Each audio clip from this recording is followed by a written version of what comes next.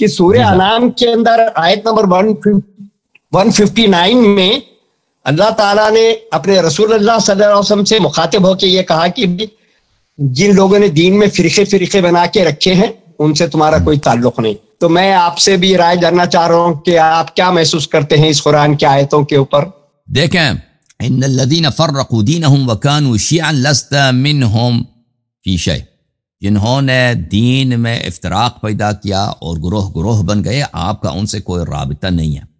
اہل بیت اطہار علیہم الصلاۃ والسلام کا اس کے ذیل میں حدیث ہے کہ ان الذین فرقوا دینہم، اس سے مراد ہے ان الذین فارقوا علی بن ابی طالب علیہ السلام، جنہوں نے ہمارے آقا، ہمارے سرور نفس نبی صلی اللہ علیہ وآلہ وسلم، وارث نبی صلی اللہ علیہ وآلہ وسلم، مسلمین کا ولی، مسلمین کا امام، ان کو چھوڑ کے دوسروں کو امام بنا دیا.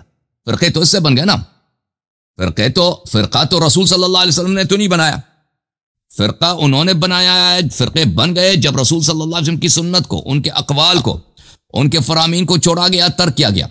تو جب رسول صلی اللہ علیہ وآلہ وسلم نے، فاروقی صاحب انہوں نے فرمایا کہ علی ولی کل مؤمن من بعدی، امام علی علیہ السلام میرے بعد ہر مؤمن کے ولی ہیں. ملاحظہ کریں، یہ کتاب سنن ترمذی چاپ دار الفکر 2005 میں چھپی ہے.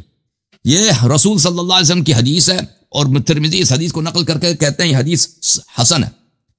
نبی کریم صلی اللہ علیہ وسلم نے فرمایا هو ولی کل مؤمن من بعدی، علی علیہ السلام میرے بعد ہر مؤمن کے ولی ہیں.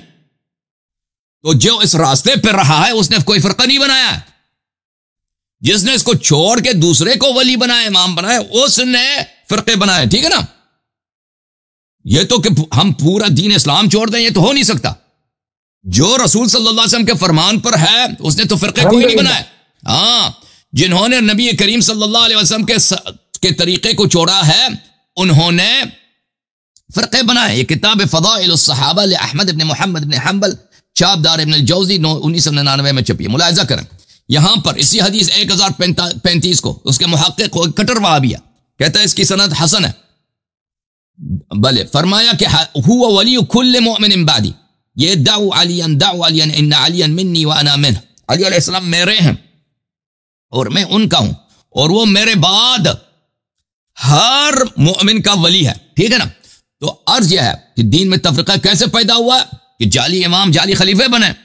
ہم تو اسی راستے پر ہیں جو رسول صلی اللہ علیہ وسلم نے فرمایا انی تارک فیکم من اخذتم به لن تضلوا بعدی ابدا، کتاب اللہ وعترت اہل بیت. تو بالکل ہم یہی کہتے ہیں کہ ان سب فرقوں کو ختم ہونا چاہیے. مسلمانوں کو چاہیے کہ اس طریق پر جو رسول صلی اللہ علیہ وسلم نے فرمایا کہ قرآن اور اہل بیت ابرار ائمہ معصومین علیہ السلام کی اتباع، یہ کریں تو فرقے ختم ہیں.